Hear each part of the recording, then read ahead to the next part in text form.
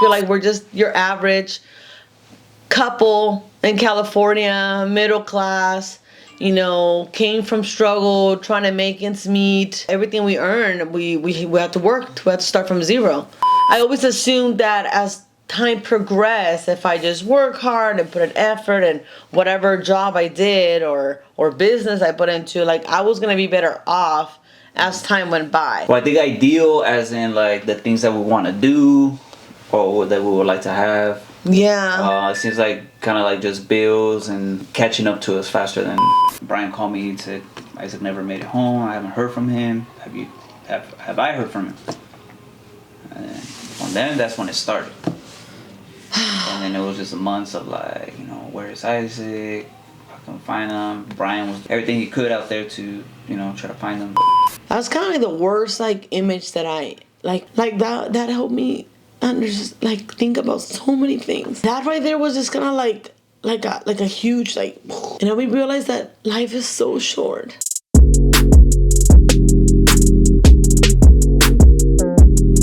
Welcome everybody. Welcome guys. Welcome back to our second episode podcast. We've been trying to do this for so long.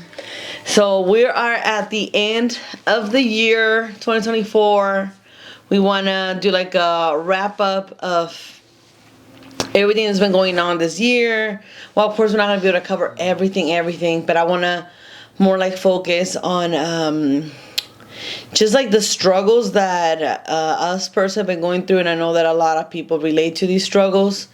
Budgeting, finance, dealing with all this inflation. And it's been a crazy year. A lot has happened. Jesus, I don't even know. Can we talk about everything in one episode? I feel like people should know us better, but I do want to make sure that people can relate to us in this episode, get to know us a little bit. We're just, I feel like we're just your average couple in California, middle class, came from struggle, trying to make ends meet. And that we're not, we're like many of you guys, especially Hispanics, that we were not, everything we earn, we have to work, we have to start from zero. I mean, many people even for example, in your case, second generation Hispanic, many times, wealth grows by generation. Mm-hmm. But we're facing an era where I think that many people are worse off than their parents, right? Like if their parents were either low income or middle class and stuff, and they will think that their kids will be better than them. They're not, because of how much things have changed. And it's been made very clear to me that inflation is no joke, especially it kind of had a crazy growth in the past few years. Yeah. I think it's always steadily growing, but in the last 4 years we're really seeing it. Yeah, and you realize how wow, for the longest time I used to think oh well, the older I get, the more money I'm gonna be able to make, the more things I'm gonna be able to acquire. I always assumed that as time progressed, if I just work hard and put an effort in whatever job I did or business I put into, I was gonna be better off as time went by. And I can't complain. I don't want to sound like I'm oh my God, I'm so worst off. I feel like I've been really blessed with a lot of things. Well, things haven't been ideal in the sense of, how can I even say it? I feel like we are making more money now. But if we would be so good if inflation wasn't literally taking everything. Yeah. Well, I think ideal as in the things that we want to do or that we would like to have. Yeah. It seems kind of just bills and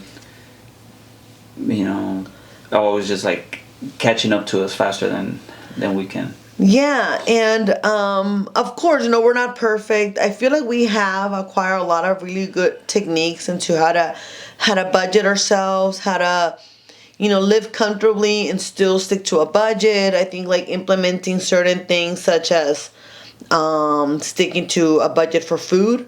I feel like a lot of mistakes that a lot of people, for example, my parents do is that they have no budget for food. They just kind of like have an idea of how much they spend, but they are the kind of people that is like, oh, if they're craving, I don't know, burgers one day, they'll go to the store and get burgers. If they're craving pozole, they'll go and get the stuff. Like they go to the groceries and buy like the basic stuff or what they imagine they're going to be making that week, which is something that you and me used to do years ago. And yeah, that's what I was gonna say right now. Right? Yeah, the same thing. Like we had an idea like how much we spend, but like 1 week would be a little bit more, could have been a little bit less, but usually it was on the more side because if you're not buying the same things, you always just go off like what you want to eat that day or that week. Which will mostly would always never get to all the food. Yeah, we would, a lot of our food will go bad, especially our vegetables. Yeah, because then we would also eat out on the days that we didn't have time to cook. Yeah, that's the other thing where you don't take into consideration that you want to cook something, it takes time. Yeah. So everything takes a different amount of time. Yeah. That's also like part of your spending, right? How much time you're spending. Yeah, it's so funny how we used to work so many hours before when we were barely building our business. We used to work so many hours, and but I also noticed that we would spend so much money on food. Like I got to a point one day, I don't know how many years went by, maybe like a couple of years of I had to go by for us to realize our spending patterns and what we were actually doing with our habits. And we went through doing our taxes or something like that, and we have to go through all of our spendings. Yeah. And I was like, oh my God, Martin, you don't even believe how much we've been spending on just like coffee. Or going, because we had this really daily coffee, like when they say buy a coffee a day. Yeah. It was so much. Well, it wasn't even daily. That's the crazy part. We would just be all like, it would be like our treat, like three times a week. 3 times a week. We would go 3 out of 5 days. 3 out of 5, sometimes 4. But we sometimes we would share. We'll be like, oh, let's just be, conservative right now. Let's just share one coffee. But think of that. $15, $20 every week. Crazy. In a month, that's like 80. We were spending. If I can remember, catching like just in coffee alone, we were spending like $30 a week, and then I started adding like the Chipotle, if we had a long day, we're really really tired. We're like, we totally deserve to go and have some like michelada at this restaurant we like, Don Cuco's, some michelada and some guacamole or something like that. And we didn't even we weren't even crazy spenders. We will have like little tiny treats. We're like, $30 here, $30 there. We'll spend like $30, $40 at sushi, right? Mm-hmm. That's not a lot of money. But when you add it up, like seriously, it really adds up. Like we were spending like over $1,000 something dollars every month, and I'm talking about we were making like, let's say $6,000-$7,000 in that time, minus like business expenses, which they're not a lot, but maybe let's say business expenses were like, let's say, I don't know, 1,500 or something like that, and then minus taxes. So yeah, there was just maybe like $3,000-$4,000 left, but we were like, on top of that, we're spending $1,000 just on stupid little food besides groceries. And yeah, it makes me so mad because back in the day we were spending like $150 on groceries a week, and now we're spending $300. I'm like, so pretty much the money that we could be potentially saving, it's no longer being saved because inflation took good care of that for us. But still, if we were not change those spending habits, we'd be a lot worse today. Mm-hmm. So it starts with those little things, right? Those things really really helped definitely. So if you like me to talk more about how we administrate, and I don't know if I should, I kind of want to talk about it. So we have the business YouTube, and I was thinking about doing more videos about budgeting. I think I should probably stick to those, like budgeting, how to budget, how to save on this, how to, together with organizing and cleaning and stuff like that on my cleaning, on my business. Like tips. But on my business YouTube. So maybe save that for an actual if you guys wanna course that you want to sell. There's a big old glare coming in. Oh, the glare from. I can leave the links below, but we can. It starts with little tiny changes. When you become aware, that's what's so important, to be able to take criticism and be able to take like where are my flaws, right? Get that feedback. Yeah, where am I really messing up? What can I, like, I'm really good at this, but what am I not really good at, right? Because that helps you grow. I think it's like, most people just, I think they know, like if they're not doing something right, or if they're overdoing it, right, as in eating out or spending too much money, and then they say, oh, I don't have money to do this or this and that, it's because you're spending somewhere else. And it's like those little easy changes, like, which they probably know that in the back of their mind, but they don't want to actually see it. So unless that how we did it, where we actually went through all the statements and you saw how much we're actually spending on eating out, you're not gonna know. You're just gonna, it's just gonna be a guessing game at that.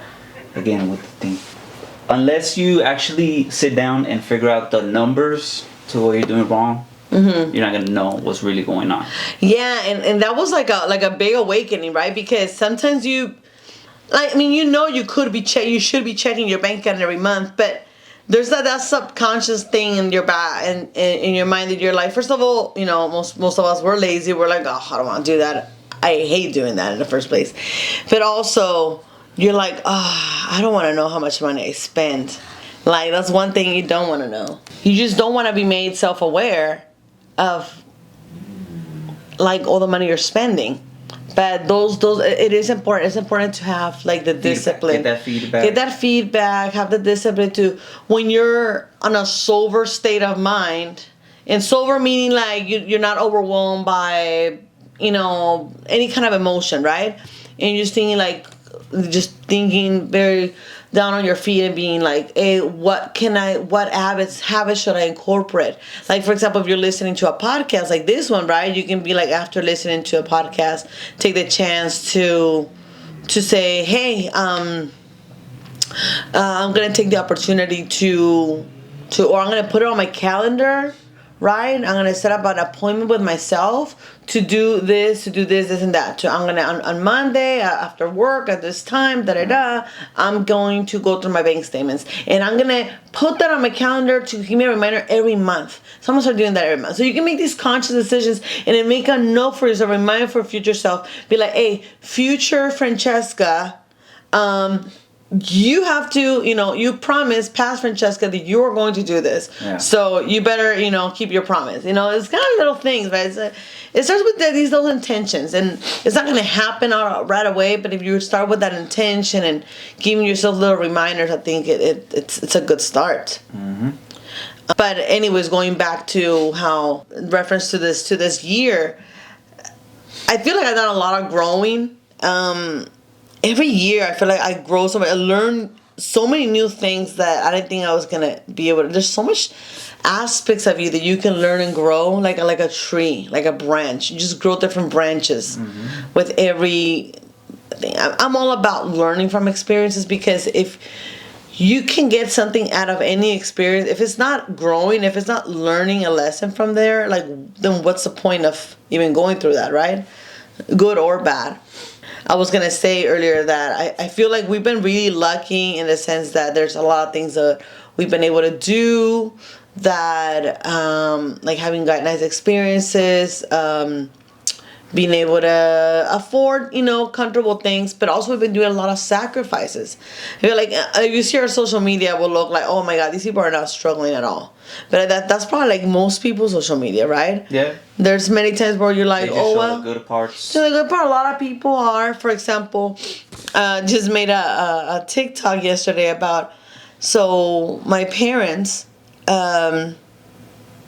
Not to put them on blast. Not to put on blast, but I just want to be clear because I hate when I have to think about my words because I don't want to mention this or I don't want to mention that. I'm just gonna be honest. So one of the horrible things that has happened with the economy in the U.S. is that, for example, the home market has gone crazy. Houses have been overpriced because of the over demand of houses, because of the over demand of people in the country. But at the same time, people can really afford the high interest. The high interest, and also the interest went up because of the inflation. So now people are just not really buying houses. Yeah, it slowed down the market. It's slowed down the market in a really weird way. I guess I don't want to get into the details. Affected. Yeah, like my mom is a home officer, so she's been. Home loan officer, and a lot of people are doing really, really bad. Many of them just like quit and got other jobs and stuff. And my mom's been, for example, last year she said she barely made maybe a couple of loans the entire year. That is crazy. They barely made any. They swallowed all their savings that could have been for their retirement and stuff. They're getting at that stage. That is scary, being in your late 50s and knowing that you should be having some cushion to lay back on, and knowing that in 1 year you swallowed that cushion up. And then my dad, on the other hand, another person. It's just what sucks with my parents is that they got some investments going, but yeah. I mean, they're kind of they put as a plan B, but okay, let's be clear. When we talk about investments, it's not nothing crazy. It's a couple of things, little tiny properties in Mexico. They're not gonna be homeless, let's just say. They're not gonna be homeless, but their lifestyle could potentially completely change to the point where this is the thing. Sometimes people don't understand when you always live in under very humbly with the very basic stuff. You think people who are oh, I'm sorry, you're not going to be able to afford dining out every week. Oh, I'm so sorry for you. You're not going to be able to afford traveling. You're not going to afford having a huge house. Oh, I feel so bad for you. And it's not just that, but it looks because I used to think that I'd be oh my God, these people just don't want to let go of their money. It's not just that, but imagine whatever your position, whatever amount of things or money or lifestyle that you may have right now, imagine that instead of getting better or progressing, or at least your lifestyle staying the same, imagine that every year you have less stuff. If you could afford to, I don't know, buy 3 toys or piece of clothing to your children, now you can afford to buy 2 or 1 or every day. If you can afford to, take care of your kids for ice cream every week, now you cannot. So all these little things that you were once able to do, every year you're not allowed to do them. So imagine how that feels. So it's the same feeling. It's the same exact feeling for anyone. It doesn't matter what amount of how much money you make or your lifestyle. Because if you're used to, I don't know, taking, 3 trips a year, let's say you're really rich and you're taking 3 trips a year, and then all of a sudden you can only take 1 trip, and then the next year you probably won't even able to take any trips. How does that feel any motivating for you to keep on doing your job as best as possible, or feel good about any aspect of your life when you're well, every year I'm regressing, I'm in deflation, So it doesn't feel good for anyone. It doesn't matter how much money you have. And for the most part, most people, it's not people think about the 1%, but we're talking about here the most people, 80% of people who work really, really hard and are working really hard because they're hoping to have more in the future, not less.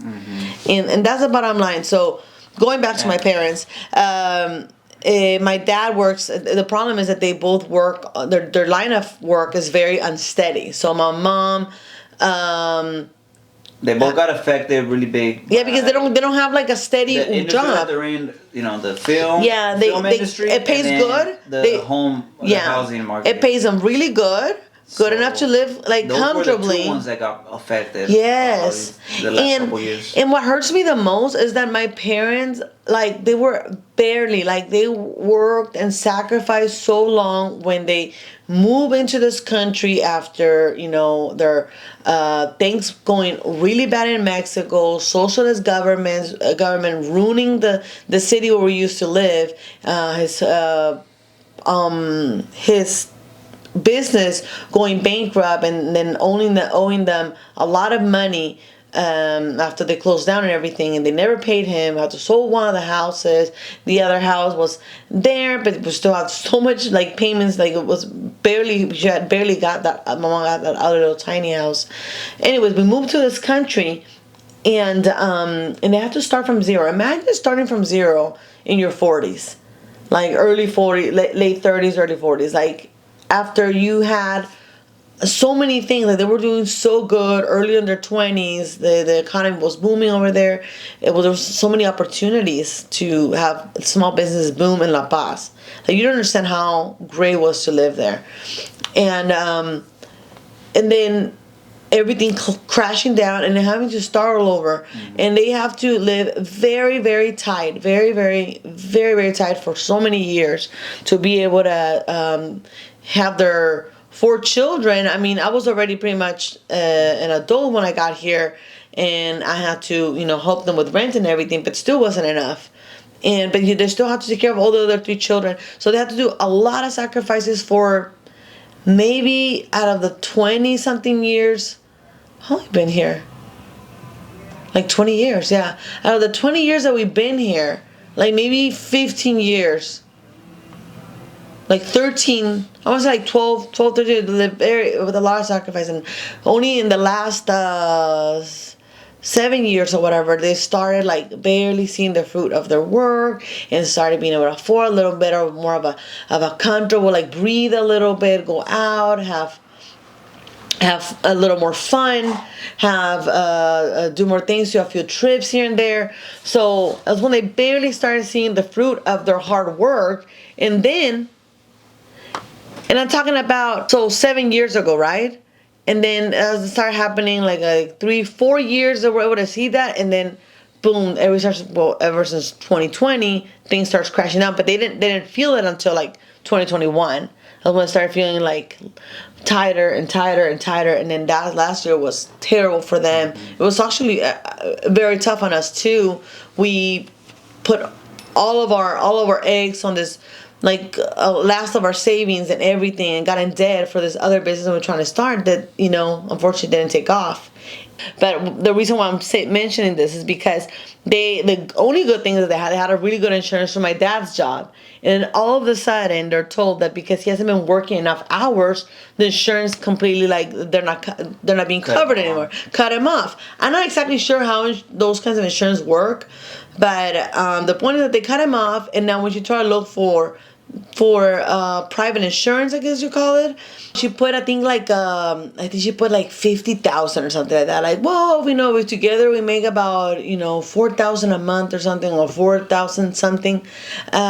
She made about 50,000 a year, and 50,000 here in California. I don't know for those who don't live in California, 50,000 in California, and I think in most states nowadays, but especially in California, it's nothing. It's nothing. It's literally 2 people working minimum wage. It's literally, that's what it is. Full-time minimum wage, you make about 50,000 a year. It's nothing.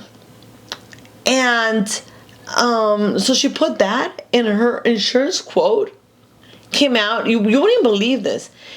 I forgot the exact number she said, but it was pretty much over $2,000. I think it was $22,400, something like that, a month. Yes. So pretty much it will be like half of what she was supposed to make. So she made like 4,000 something. So yeah, like let's say half of that. How is your insurance half of your income? And that's for 2 people, right? So I don't know. I'm imagining for one person would be half of that, but yeah. So it takes half your income. Like, so what? Where are you supposed to live? That's just in with case. 2,000. And that's even like just in case if nothing's wrong with you. Yeah. Just to have it. They just have it. Maybe it affected a little bit that their age like and stuff. and everything. Their age, yeah. Plus the copay and everything may affect a little bit their age, but that's still insane. That is insane. Like because a lot of older people are on retirement and stuff. How are they going to be able to afford this? So, if one person has to pay half of their income, $1,000 on insurance, and make another $1,000 or $1,500 for whatever, like, where are you supposed to rent for one room these days are $1,000 here in California? Where are you supposed to live? Like, you're supposed to like never go back to your parents if your parents even have room, if your parents even have a house. Like, what are you supposed to eat? How are you supposed to have and pay for your phone, for a car, for transportation? Like, this is insane. Like, might as well who's affording this? They're just telling people like, yeah, do not have health insurance, because anyways, we're too busy giving free health insurance out of your taxes to people who don't work, people who don't report taxes, people who are here most likely illegally. So that's, and we have enough capacity, because another problem is that emergency rooms are packed too. Sometimes you're about to wait hours in the emergency room because they're overcrowded, because there's just not enough money, because most people who have insurance happen to have, not paying one penny for it. Yeah. So that is with the overbearing of like government control. I am so sick of this. So that's one issue, right? Insurance. That's a whole different thing. Yeah, the whole hospital system is, I think that like most hospitals are like privately owned or something. Yeah. So like they're able to get their own prices. Like they make their own prices for whatever procedures or whatever they need to do. And then also, I don't know how it works with the insurance, but I guess since they're privately owned. Yeah, they get government. The government has to pay whatever the insurance doesn't pay or something like that. But it's still, it's very complex. Like privately owned, but then there's also like clinics that are from the government though. No, clinics are also privately owned. I don't know. But the government, the only government hospital I know that, like the View, what is it called, the Olive View is government, but it's terrible service, and you have to wait for hours. It's just like in Mexico. Like, you go to a government hospital in Mexico, it's horrible. It's horrible. It's the worst experience ever. Like, I guess people don't have other choice, but it's the most depressing, the most sad. And so you went to go visit your uncle.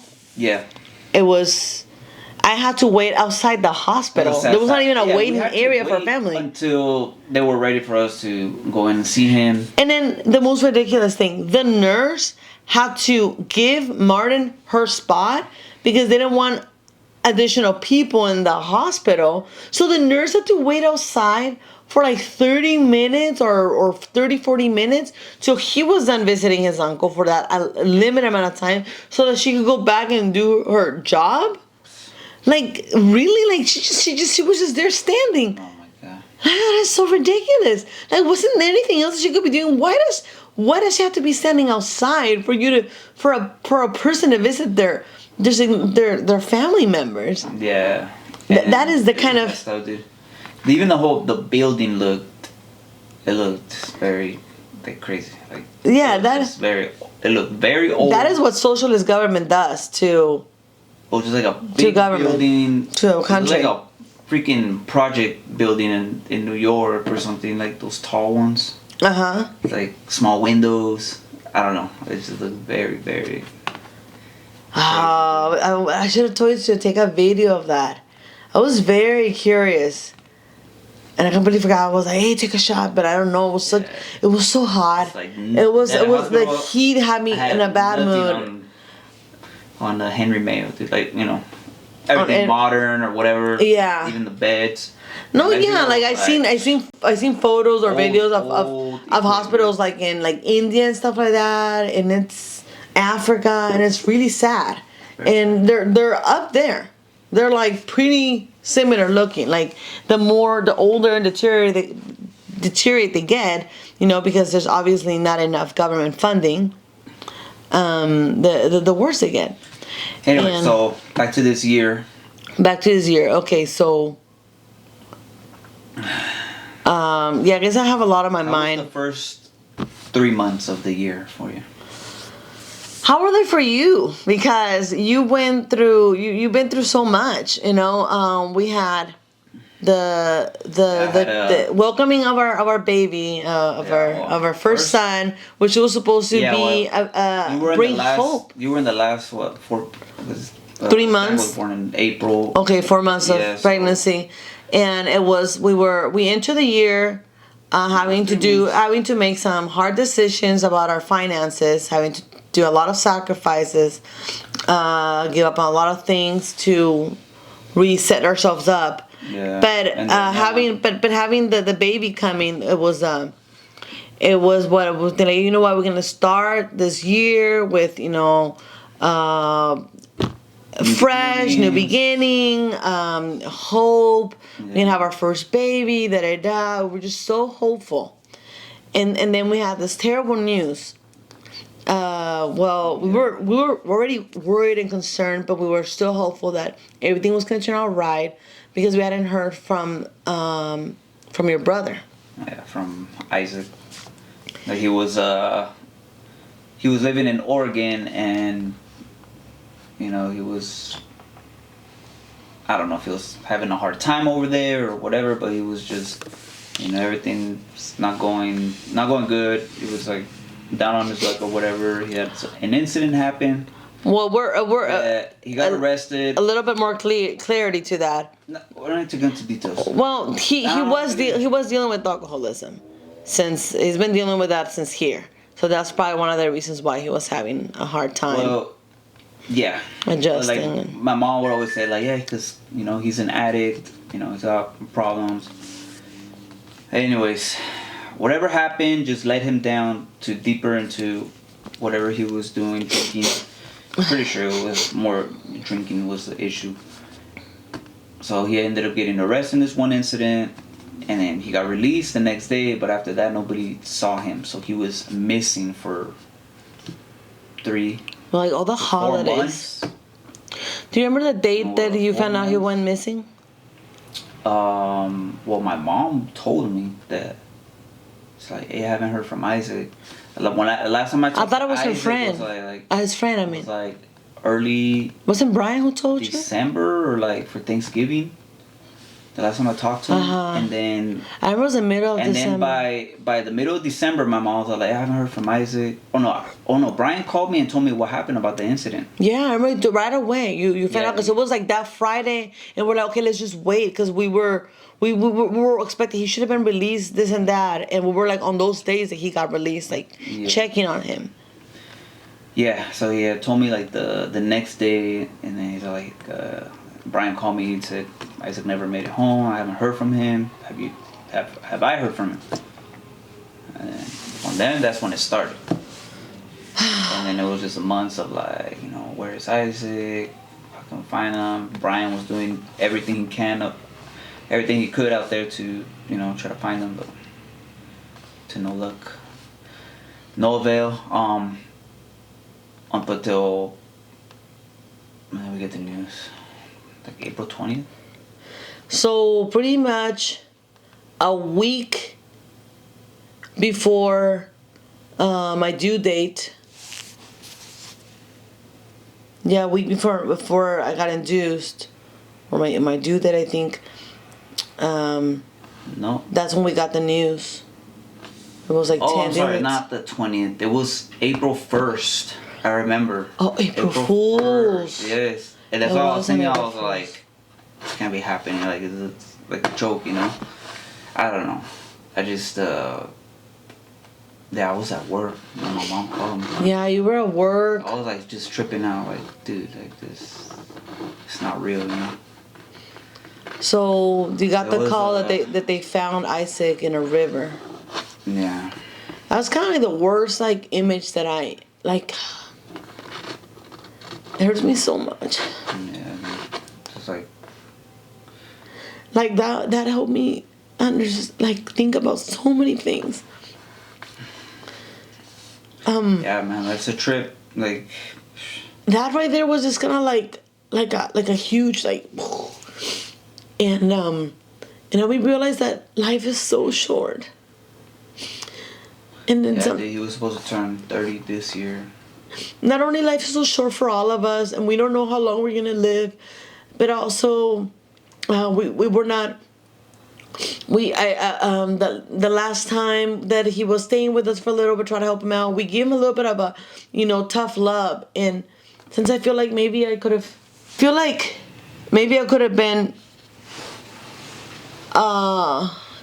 easier on him, nicer, kinder. I was so overwhelmed and caught up in my own problems. Well, we had a lot going on that. Well, that was when he was staying with us. Was like 3 years ago.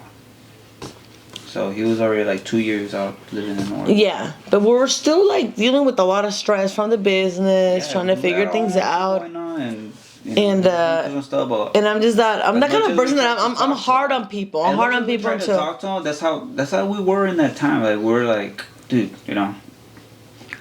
like sorry, like this happening, but if you do this and this, just other consequences. Yeah. And also, if you keep it up, there's gonna be consequences.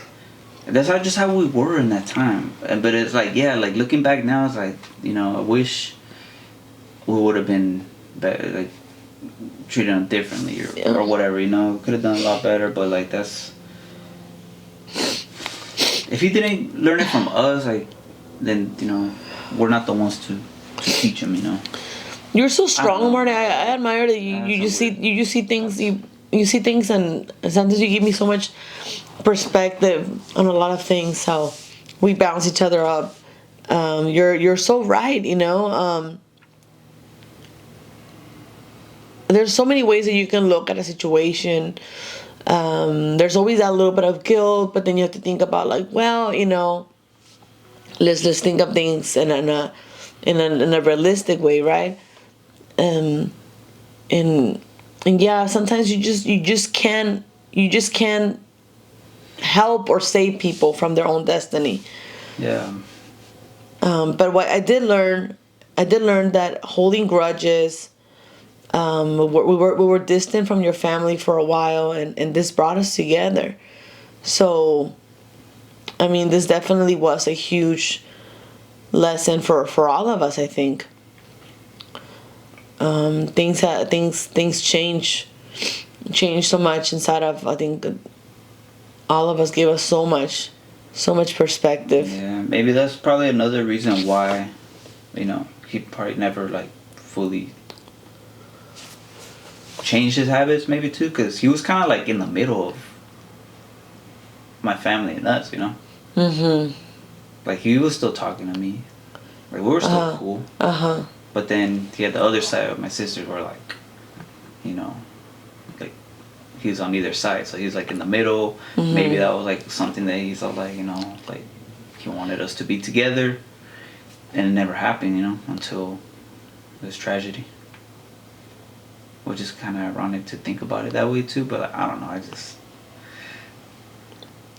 It's just very strange how things happen, because I tell you this, at the end of last year, before like he even went missing already, like there was a moment that I thought to myself, like, damn, like I'm never gonna talk to my sisters again, because we were just never talking.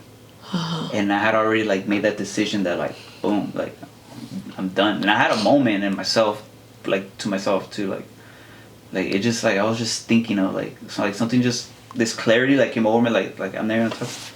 And I just gotta think of them just have to like, gone, come like, to or like like come to terms with that. And like I was in the kitchen one morning, like I kind of like started crying, just out of nowhere. And, like that realization just came to me, and I was just like, fuck it, that's what it is. And then all this started happening, and I'm like, dude, what the hell, like what's going on? And then until we fucking found out, and we had the funeral, and then we just, I don't know, it's just he was so like, young, like that, coming back together. It's been mending that wound. Also, Jack being born, it's kind of like, lose one life, we gain a new one. It's just a whole, it's freaking crazy. It's been a trip. And yeah, it's kind of like a interesting like thought, and loss experience, but everybody has like their own way. When they lose somebody, like they just start seeing things in their own way. I don't know. That's just my way of how I see it. No, you're so right. Very, very mind-blowing experience, and it sucks. Wish I could have, gone up there to see him at least once, see how he's doing.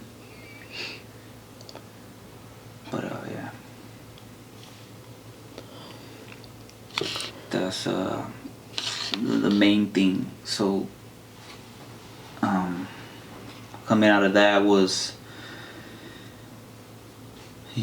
raising Jack for the first months. It went so fast because Jack is born a week after that. Compromise, yeah, like that happened.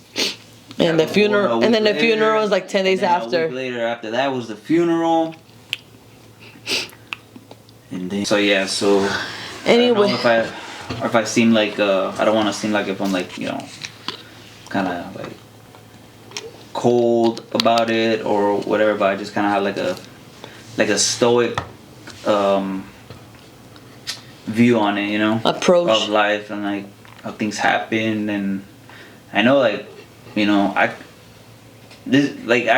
we could all be gone like any day. Like you never know what's gonna happen. Like I know. I know probably it wasn't his intention or anything. For sure it was like an accident. Maybe he just got too intoxicated and something happened, But yeah, you just gotta be aware that like that's life. We're here. We're so delicate for a short amount of time. Yeah. But yeah, that's why you gotta make the most of it. Like try to make good decisions. Have made the best decisions and learning. And like they say, right? Like smart people learn from their mistakes. Wise people learn from other people's mistakes. That's one of the things that I'm dealing with my own brother, whom he's so smart, has so much potential, but I feel like he has so much growth. But that's where that wisdom comes from. Experiences, and it's kind of also having common sense, which it's not so common now. Yeah, common sense is not common anymore. That's the thing. Like what you should be doing, but people don't do it. People are too safeguarded these days. Because they know what they should be doing, but they don't do it because they know. They want to take the safeguard. Like my brother is too afraid of he's only had two job experiences his entire life. Like he worked with us and then work around and that's it. After that he just did delivery. But that's not that's a job, I guess, and it might give you some kind of experience, but not really. Like it's the most. Do that job. Huh? Immigrants do that job. Yeah, anyone that with no schooling, no nothing, anyone can do that kind of job because it requires no real struggle other than following a couple steps, learning and knowing how to drive. And other than that, it to me, having so many different types of jobs gave me so much learning experience, so much growth. I understood a lot of things, and it really helps just kind of putting yourself out there to going through all these different kinds of good and bad experiences, meeting new people, meeting different kinds of structure and everything. Because when you go to school and you're out into the world, you're gonna understand how different things work. Once you're out of school, people think, these kids these days think as long as I get good grades in school, I should be good. That's not true at all. Mm-hmm. School is just a means to an end. Mm-hmm. So it's one of the things that I want to be able to have some skills and then also be able to how do you say deliberate in certain situations. Yeah. And how to get around those problems. I want to show my brother that I'm proud of him for getting to this really good school, and I want to show him that I'm proud of him for getting good grades and figuring it out to get he didn't really get a lot of scholarships. Everybody says that there's so many scholarships for Latinos. He got the grant same as me, but he did figure some things out, figure out how to pay for his room, and he did do some things that he's never done before. But I'm thinking okay, at your age, I feel bad to be the person that's always kind of like looks at the negative, because it's like, well, you did really good job, or you did something that you never done before. But it's like, but then again, you're 24, you know, like most guys, people back in the day used to own a home by 24, you know? I mean, obviously it's not the same situation now, but it's like, go over there. People start asking us things they can do. Sit down, sit down. But by 24, you should be able to handle a lot of things, have gone through different job experiences, first of all, having done some internships perhaps, have gotten all the partying out of you, all the troublemaking, and he's like barely starting to party, barely, because he played it so safe. He was so self-guarded in his own little like world of, I don't know, self-pity or not, you know, not trying to socialize too much, never trying to, you know, he didn't really go to a lot of parties when he was in high school. I'm thinking like, I'm wondering like, what did he really do? Was he like, because I didn't live with them, right? So was he like playing video games the entire time, being in his room, just working? Like he would go to school, work, and make money, but it's like, what was he really doing with his free time? You know, what was he really doing? Because he seems to like just literally, I feel like he's just got out of high school in many ways, mentally, maturely. That's not. That's not what? Let's not go too crazy on.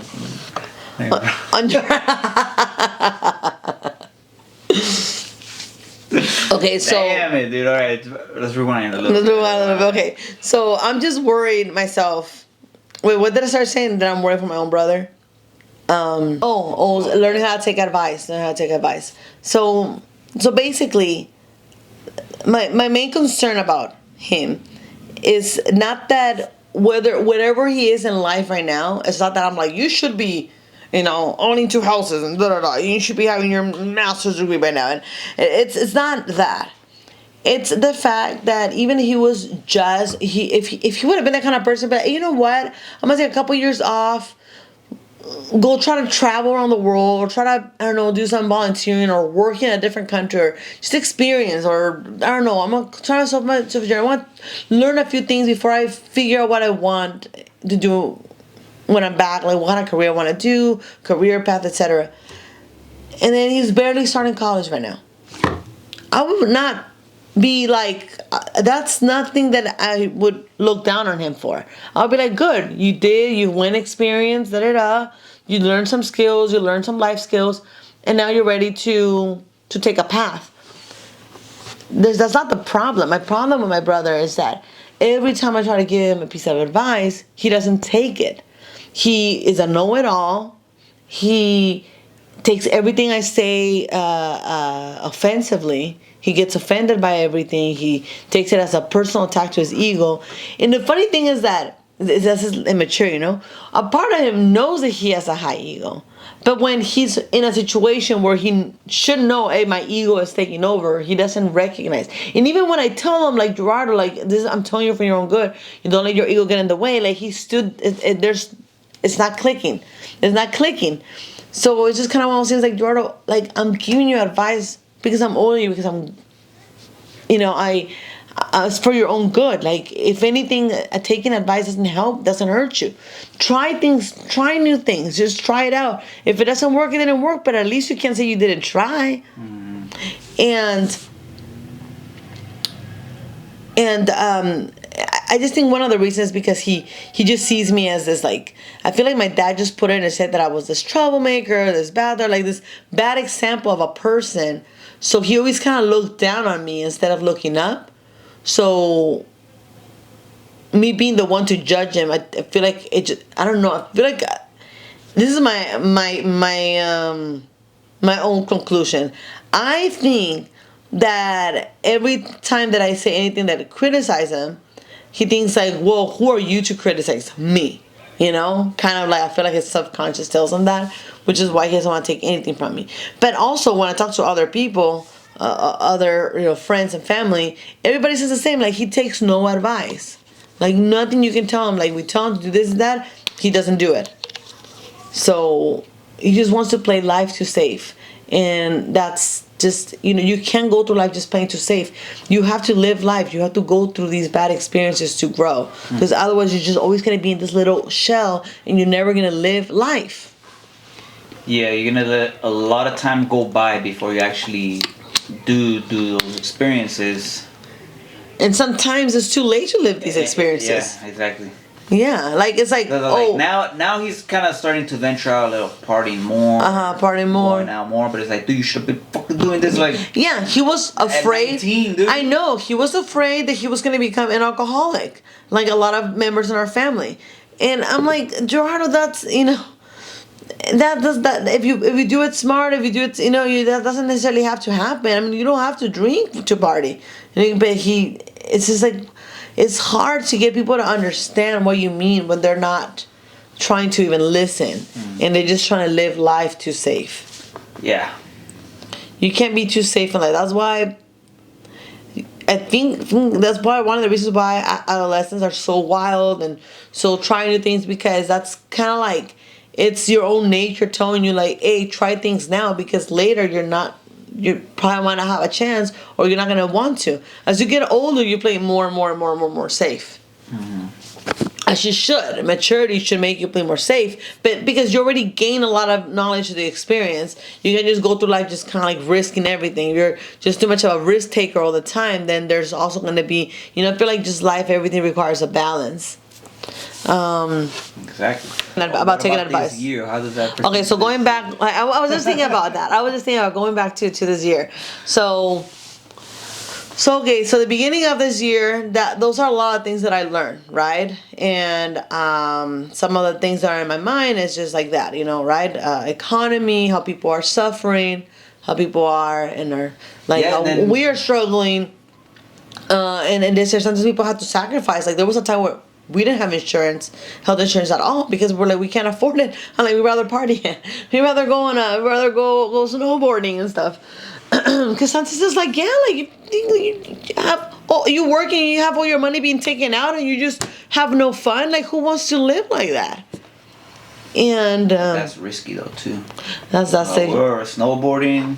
That's anything could happen. We gotta practice yourself and have no health insurance.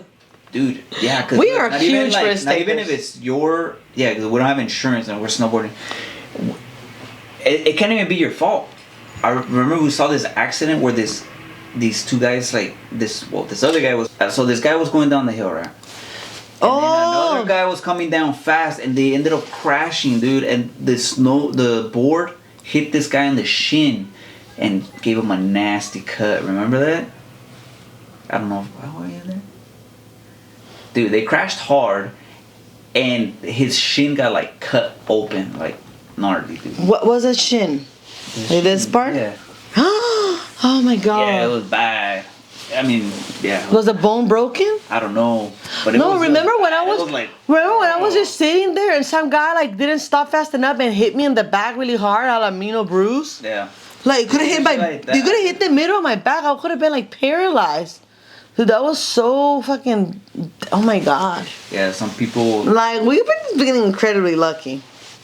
That's one of the things that I'm saying. Like, I feel blessed because a lot of things that we have, like, we've been getting unlucky in other aspects. Like, yeah, sometimes, like, things in business go bad. Sometimes you get, like, terrible customers. Sometimes you get a really bitter, pity customer that leaves you the most horrifying review or 4 reviews online on Yelp and everything. So like some of those things are like man, it takes so much of a toll, and you're like, my god, my business is ruined by this customer. But then you don't think about like, damn, we've been getting so lucky in other areas too, where then all of a sudden we get like some really good accounts, like they just fall out of the sky, like out of nowhere. I mean, then again, we do have a Google listing and everything, which helps. We've been putting some work, but right, so talking about work, right? So like what happened? Right, Sam And so like he dropped the ball on us on freaking. Oh yeah, and then like February or March. I know I'm about to have the baby, and he tells us that he just like realized that he wanted it. Like he went on vacation to Vegas for a few days, and he got back saying, "I want to move to Vegas. That's it. I'm done. I'm done living here. I want to have my own in Vegas. I can have my own apartment for $1,000 in Vegas. I can have this. There's so much work in Vegas. There's so much money in Vegas." So the last few months he was working terribly. He wasn't even putting no effort. He was just kind of like pretty much working with us, kind of like as a favor while we found someone else. And we were not even really looking for someone else like as hard because we were so stressed with many other things.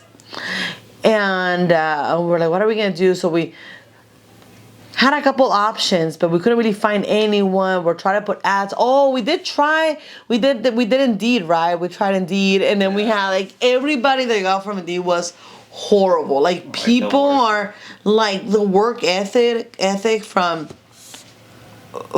people here is terrible. And I'm not even talking. I'm talking. These were Hispanics people. These were Hispanic people.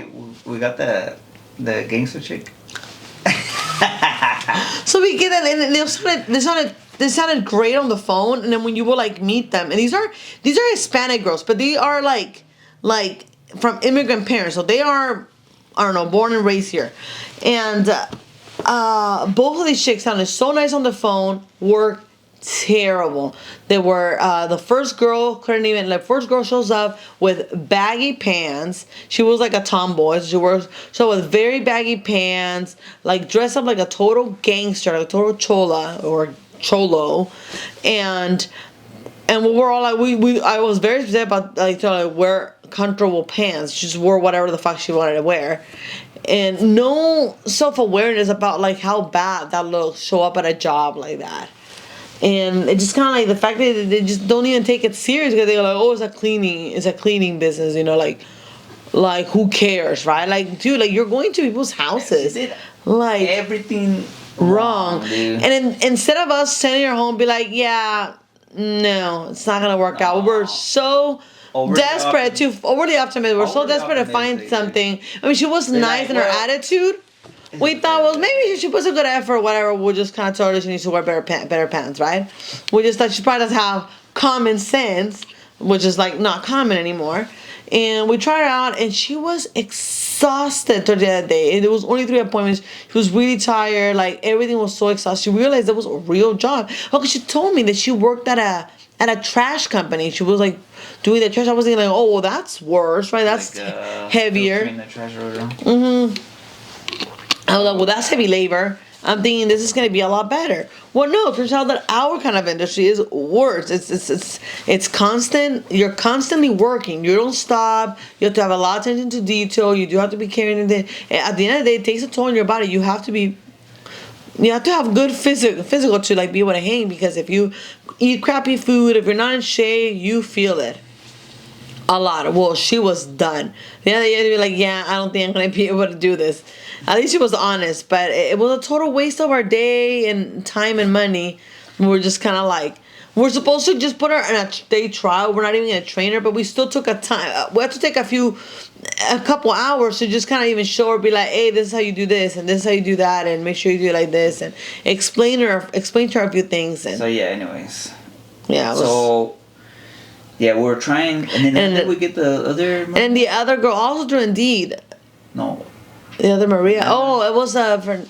She was a referral from a friend. A friend of a friend, like Sid's sister. Oh, and yeah, so it was a referral. This other girl. And she came through for like a couple. And she worked really good. She worked really good, but the problem is that she had a problem with her papers. And we were all just trying to fix that and everything, but it was just kind of one of the downsides. And then she was gonna be down to stay with us and everything. First she said she was only gonna do temporary because she was already gonna work with this other place, but then she decided to stay. We tried to convince her. She decided to stay, but then she decided not to stay because she decided she was gonna go back to school. So we're like, okay. Yeah. She's like very indecisive. How was she going to pay for school anyways? I think they pay for her or something. Who? That was so strange. But yeah, so we're struggling with a lot of business BS, right? Struggling to find a new worker, and then Sam was just kind of waiting for us to as soon as we have the baby, he left because he was also waiting for this court thingy. So at the baby, he leaves, and then miraculously there was this one girl that we already had been hiring, that she was helping us in the afternoons to do some of the offices.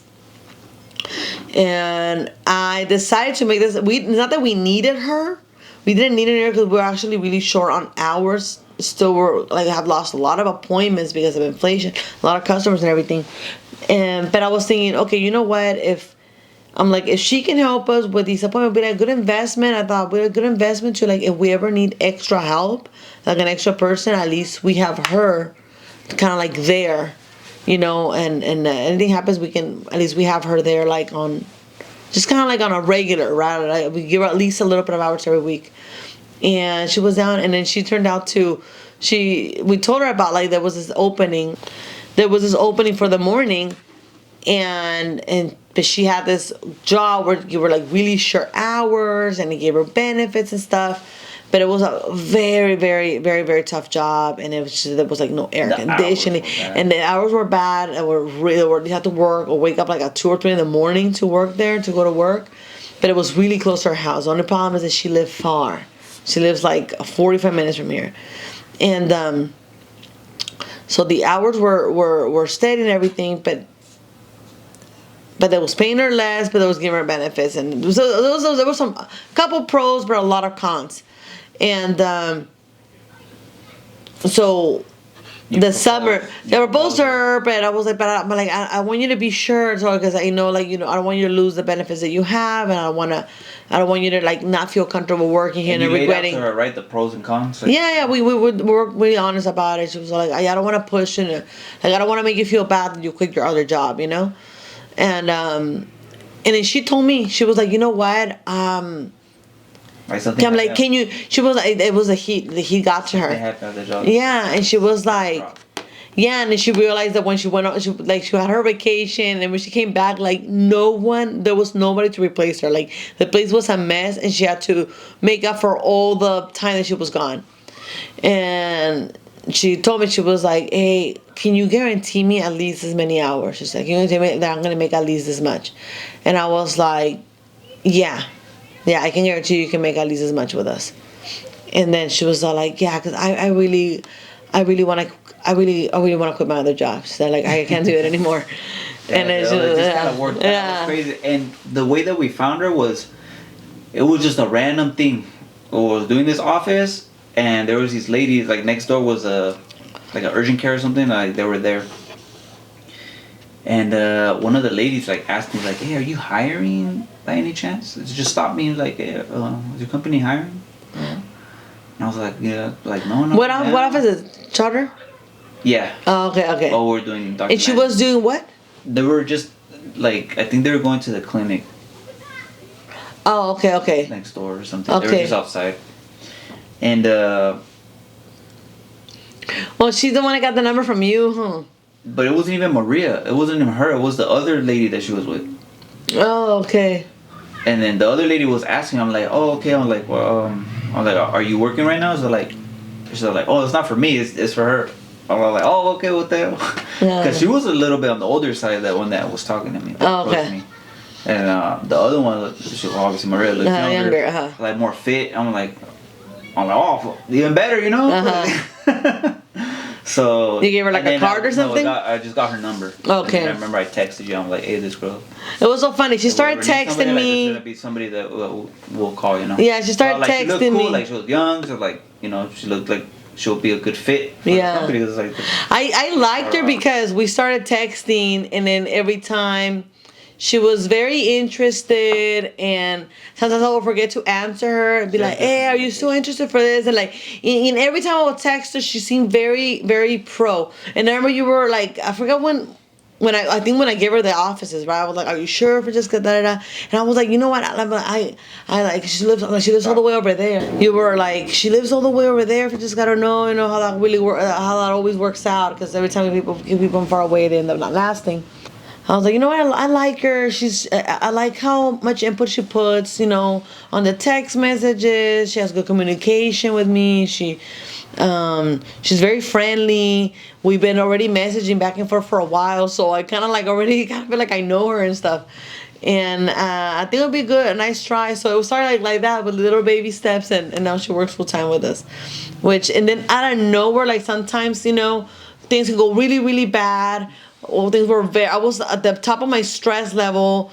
I even like had like a fit on my right when I was organizing things for my baby shower.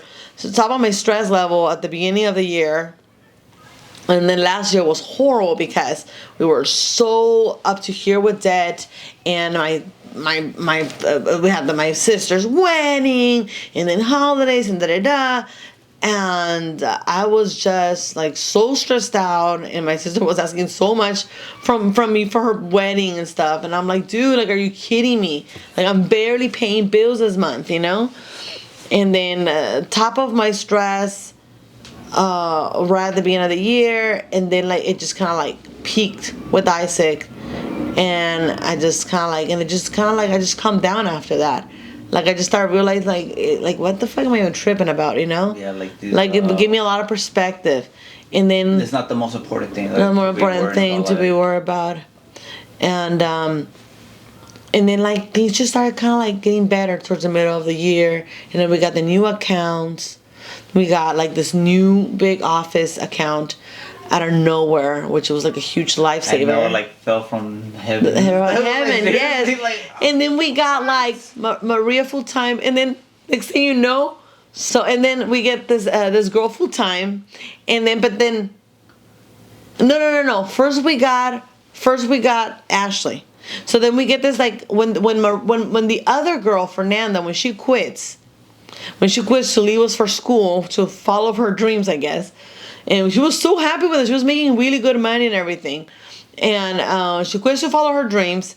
She leaves us with, like, out of nowhere, she just quits. Like, first she gave us, like, a month to find somebody else. And then out of nowhere, she's like, oh, you know what? They told me this and that in school, so I'm not going to be able to show up for the next few days. I do the. And we're like, wait, hold on. Like, if you're still working with us, you can't just, like, call out like that. Like, you need to either let us know in advance, or if you're gonna call out, then you're done. Like, we're gonna have to find somebody else to cover, Long story short, I had this other lady who had messaged me a long time ago about her granddaughter just arriving here from Honduras, and she was looking for work. And I didn't have hours at the time, but then I was like, she was so young. I was like, she's barely 18. I'm like, oh gosh, I don't know if I want somebody this young, right? But I called her out of desperation. Hey, is your granddaughter's looking for work? She was like, yeah, all right, like, we really need somebody. So she comes and starts working with us, and the little girl works. She was really good. Actually, one of our best workers. She works really, really good. She cleans really good, follows instructions, doesn't talk, doesn't give problems. For real. The best part she does. I know, yeah. And so she's working with us, and the next thing you know, Maria, that's when she told me, like, hey, can you guarantee me this many hours? And I'm like, yes, I can. And I was like, I'd rather have, like, this girl part-time and this other girl full-time. But then, little by little, the hours started adjusting, taking more hours, and then out of nowhere, guess what happened? Guess who's back? Sam hits us up out of nowhere saying that he was so regretting Vegas. That he was so done. He was so done with Vegas, and that he wanted to come back, that he wanted his job back, he wanted his life back, he wanted everything back. And we were like not even 3 months, huh? Yes, not even. And Martin was like, hell no. Like, you were so done with him because he behaved so bad towards the end. Last month not putting any effort. Done with you, dude. Man, like, I was the same way. I'm just waiting for his ass to leave, dude. And then yeah, but having him back now is like, yeah, he's shown a difference and he's doing a lot better. And like, I'm glad. Yeah, so he's back. He really appreciates. So now he's like putting every effort. When we told him something, he's like, he's like, oh, I'm gonna do it better. Yeah. Well, we told him like Sam, like, like just know that this job, like you're not gonna have a job like this. You know, if you get another job, like they're gonna be on your ass. Yeah, if you think this job is hard, other jobs are worse. Like in every job you have to work. Dude. In every job you have to work. But other jobs, like the managers are not nice like us. Other jobs you're gonna have people being mean to you. You're gonna have people on your butt. Everything. He actually got a little lucky. He didn't even have it that bad in Vegas because he started like his struggles. He just kind of like it was everything together that made him realize I really fucked up. Yeah, that's what so like he realized what he had. And he didn't even have like a bad experience. Like he just realized that he was not getting job as easy as he thought he was gonna get. All the jobs he was applying, they were either expecting like either better English or they were just not hiring him. And he finally ended up working for another cleaning company, but it was at nighttime. It was with the group, and then they were not paying really as good. But he said like, oh, they were nice, it was cool, they were cool people, they were cool, they were not really mean to me or anything. But he just realized it just wasn't the same. It was very little hours. It was kind of the same place all the time, and it was just kind of like the same kitchen that they cleaned every day. And other than that, he couldn't get anything else. And he had to end up doing like delivery, like food delivery. And he was just in his. I think it was what peak is that his car started breaking down or something like that. Yeah, he was getting car problem and like somebody hit his car. Oh, somebody hit his car. So a lot of things. So he just kind of had it in the heat. The heat got to him too. The heat was really, really bad. He gets to people, like no joke. Like living in a place with good weather, it's no joke. Like seriously. And so he came back and he was completely changed. He was so appreciated, taking feedback, always trying to do better. If there was any complaints, he'd be like, oh, I'll make sure to do extra good. And like I could see the huge improvement in him. So I guess this whole episode has been really like give people like a little window inside of what it is to have a small business as a mom and pops. I guess I hate using that term. I mean, if you're old, but as a husband and wife, right? Like mingling, having a small business and how that intertwines with your, and dealing with personal life issues so for anyone that has a small business, they might relate to this. But what I can leave you with is that even as a small business, we have to figure out a lot of ways to budget, to be conscious of the amount of money you have. You want to live with a sort of restricted budget because some months may be really good, but some other months not so much. And it's definitely important to basically, like you want to be able to budget and to kind of have like what is the minimum that I need to live, and just kind of stick to that. Things like, you'd be surprised like how much people spend on food. It's crazy. And it's crazy because this food is not something that lasts, and it goes bad as a matter of fact. So what helped us a lot is incorporating things such as like having like a diet, or kind of like sticking to very basic things that we eat from Monday to Friday, and then we just kind of like enjoy ourselves on the weekends. And if we want to be even tighter that month, sometimes not even on the weekends we go out. So we'll do like one weekend we go out, we cannot. We play by ear, but we just try to incorporate these habits, and also like save time on even cooking. Like before we would, because we have to come home and cook, and we didn't want to do that, we would end up eating at Chipotle. We ate at Chipotle. We went from eating at Chipotle or eating out like 4 times a week.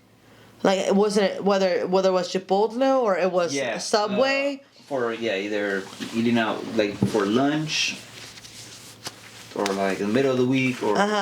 It was like at least 4 times a week we would be doing that, and then we start cutting down. Why didn't we take lunch? Because we wanted to eat like the salads, right?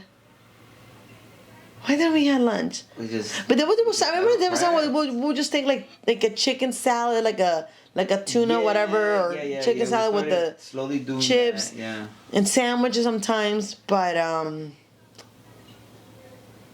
I forgot what we wouldn't always. Sometimes we just didn't.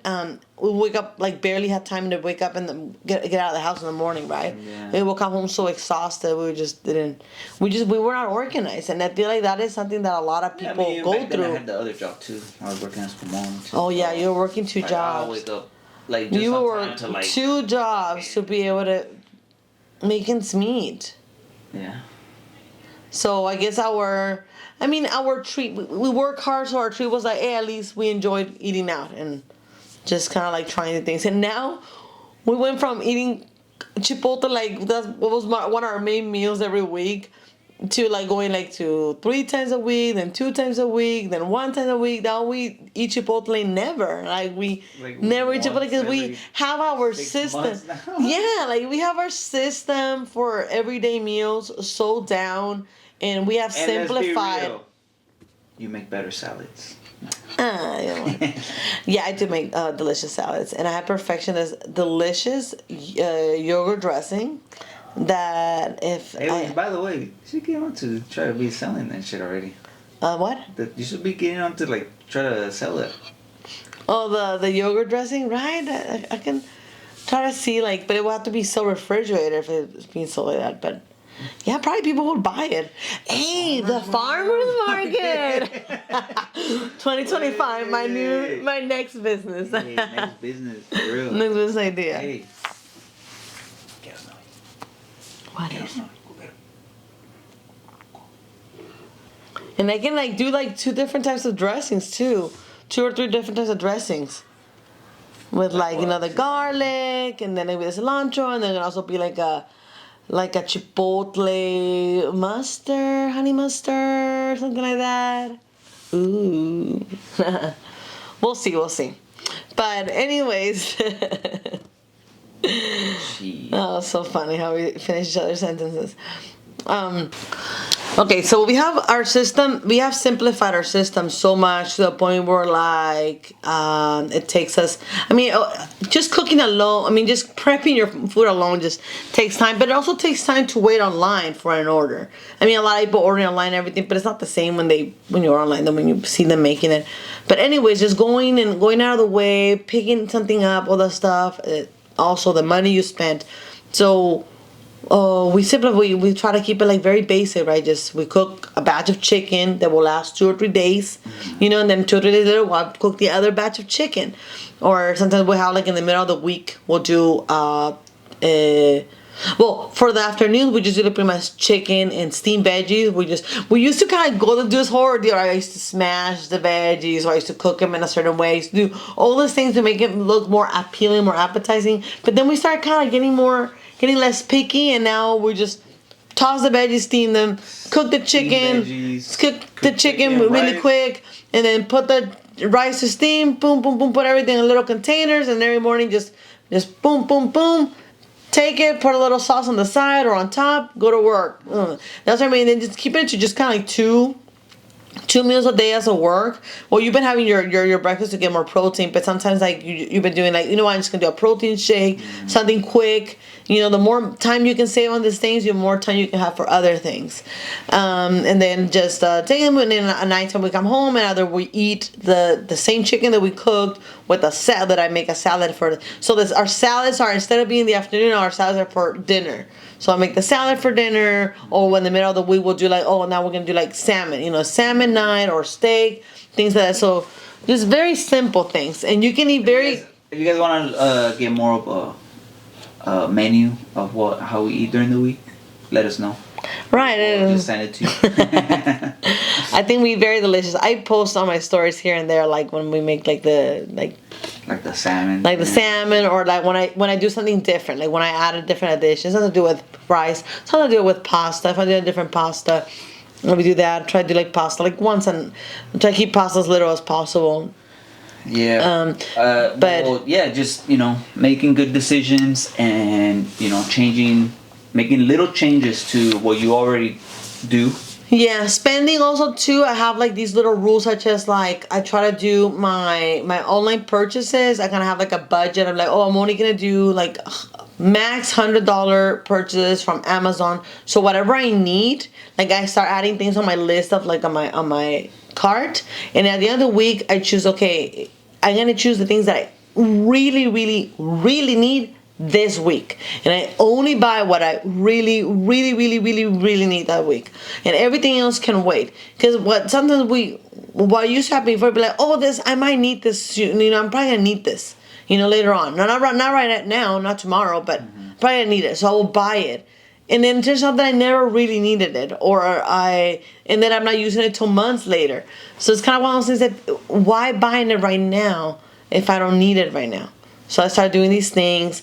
Also, we used to go to Walmart all the time, right? Like once a month to get like the toilet paper and stuff, but we'll always end up buying something else. We'll go to Walmart, see all these cool things like, oh, let's try this. Oh, this new toaster, or this new blah, blah, blah, or these cups, and we'll just kind of be buying because we're starting to put things in our home. So we're just trying all these new things. And then when we moved out of our first apartment, well, technically our second apartment, we had accumulated so many things. We threw so many things away, right? We realized, okay, we need to buy less things because everything you put into your home is inventory. And inventory requires storage and requires just maintenance too. So we were like, we had about so many different types of different cleaners, right? Like cleaning products and all these different things that we were just trying. Decor, all these things. And I realized we had like a tiny apartment. I mean, it wasn't super tiny. It was like average size, but it still felt tiny because of all the things that we were just having, things for the business. We had like half of the room was like, wait, we had the table, but then I also had like an office space right there. How did I do it? Wait a second. Remember how we had like the cubicles? And we had like the bunny stuff over here, the pet stuff down here, and then we had the table, and I had like these cubicles dividing the room because I had like all the storage on these cubicles that I thought I needed, and I didn't need a lot of that. So there's always ways to do. Definitely moving out helped us, but for a lot of people, I really recommend kind of doing some kind of like a pretend like you're gonna move out, or just tackle one room at a time. Tackle and take everything out and be what you really need. Like this office. It really helps to like just clear things out. Rearrange things. Like rearrange things. Like with this office, we arrange it like once a year. Like once a year or something. And every year we get rid of things that we ended up not needing. And even if you want to start a change, right? Like say like, oh, like for the new year, like, yeah, you know what, I've been kind of just been doing the same thing. Get a new look where you live. Rearrange your living room. Organize your bedroom. Get rid of things and clean out and rearrange things, and it's gonna feel like a different, or like a fresher beginning, right? Mm-hmm. That's a good way to start. Yeah. Making those little changes, and then just keeping up with them. Yeah, definitely, and that can help. That can really help with the budget. Obviously, like I was telling you, people expect to live with, have their money last and spend it on whatever they want, right? Ultimately, but you said like, oh, sometimes people just are not administrating. So definitely administrating and making sure that you're not spending your money on stupid things is important. It's important, so when the money you do have left or you do save up, you can kind of like really spend it on something that is worth it, like a trip or like a, down payment on a house or whatever it is. But yeah, we just hope that things need to get better, because if the more money we pay in taxes, especially for example here in California, it's so democratic. We pay so much money in taxes, people cannot afford nothing. So people need to be able to have more of their own money so they can spend it on whatever they want. And so it feels that as year goes by, we have more stuff, we have acquired more wealth or more money versus we have less, we can afford less than the year prior. Mm-hmm. I definitely feel like we're making more money now, and because of our smart decisions, we can afford kind of like, we live more comfortable now. But at the same time, I feel that if, like, imagine if inflation wasn't in the, we would be able to be even more, like, have more breathing room if things wouldn't cost as much as they cost today, or things were not as, tough. We'd probably be already, like, been able to look into buying a house by now. Yeah. Yeah, but you gotta, just try to think positive and. But, yeah, I mean, I mean, all we can do make is the just best, try make to the best out of it. Just get more business. Yeah, get more business. For now, Yeah. as you know, for the ones fortunate to have a business, you know, Yeah. and have a good, like, successful one, to be, you know, not over the top successful, but at least, you know, self-sustaining, you know, with good amount of like revenue. That's one other thing that I also, I mean, I've been knowing this, but I learned and I grew on as well this year, is that I realized that it's definitely important. Like, I've been knowing this, believe it or not, but I wanted to see if I could test that theory wrong. That when you focus on one thing, that thing can grow, right? When you spread too thin, you don't Yeah. you don't what was that term when you there's when you stretch yourself too thin, and what I'm saying in Mexico, right? Que mucho abarca poco avanza. Like, you don't progress too much if you spread yourself too thin. So when you're like on my attention last year was on so many different areas, was on this many social medias, on this other YouTube channel, on the other business, on this, on that. I was just all over the place, and I was succeeding on none of them. You know, on none of them I was succeeding because I just wasn't committed to none. I was just trying to do everything. Yeah. Yeah, you gotta be. So this year I've been a little more committed to this business, and just trying to focus, because now I have a baby. You know, now I cannot fuck around. Like, now I gotta provide for my baby, and Yeah, you that's so important. You get too many risks, so yeah. Focus on one, even if it's not as fun. for at least for a while, you know, until we get to a point where it's like, okay, now we can actually, like, do something else, try something else again. Yeah, that's one of the things I wanted to talk to, but I guess I can leave it for a different episode. I just wanted to touch on. I wanted you to ask me, how am I doing regarding with everything going on with the stresses of being a mom and juggling the business, because that's been another struggle of mine that that's what's been on my mind more lately, which I kind of forgot about, because there's been so much going on this year, but it's been so difficult because I've been trying to having a lot of editing and a lot of content to do for the cleaning. I've been focusing on doing these cleaning videos, and I've been really committed, and I have progressed a lot. I've been getting a lot of them out there, but it's so hard because of the baby. It just takes so much of my time. There's so much I can do, because, for example, some of the videos is not just editing them. I can do things with one hand and everything, but some of the times I require both of my hands, and then I require to do some like voiceovers or like writing too. I've been wanting to do like more like the scripting, and I cannot always do it when the baby's on one hand or he's breastfeeding, or he's like, if he sees me on the thing, he starts going on the keyboard himself. And if I want to do a voiceover, he'll be like in the background. Yeah. So that's been driving me crazy, because I'm like, I want to be a mom. I want to be present. I want to enjoy. He's growing so fast in front of me, and I'm not even seeing this. I want to do more baby mommy videos and put them in just for fun, to look back, years later and be all like, oh my goodness, And I'm not doing any of that. And I feel so frustrated. I want to be able to make this is one of the changes that I want to make. How am I going to be able to figure this out next year, so I can not feel this frustrated, not feel this like unaccomplished? I feel unaccomplished. Well, I think you've been doing great so far. Maybe, when he gets older, he starts like walking around more, he's gonna be less needing you, or maybe when you're breastfeeding less. So I guess just try to like.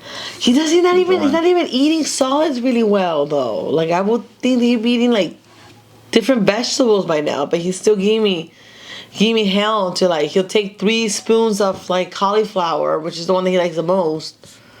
The sweet potato he likes too.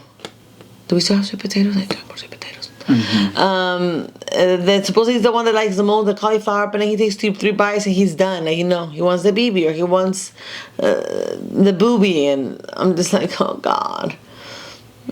Like, should he be eating more solids now? Like, I'm concerned for his growth.